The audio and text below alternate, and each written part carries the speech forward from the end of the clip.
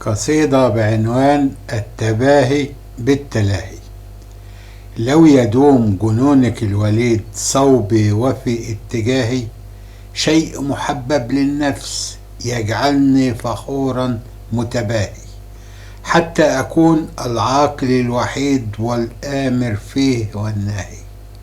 هذا الجمال وما تملكين من حسنك الزاهي، طار طريني جاد في دراسة عالمك الغير متناهي، وطار طريني أركب عربة المزاح في الملاهي.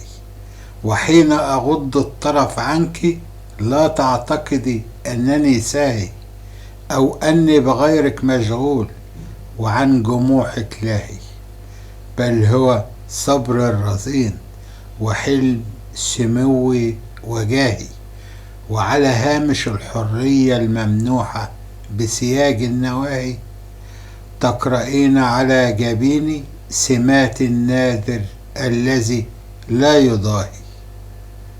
بين العوام يميز وبين الخواص رجل الدواهي، فعلى أي شيء تراهنين الحظ وخيط العنكبوت واهي.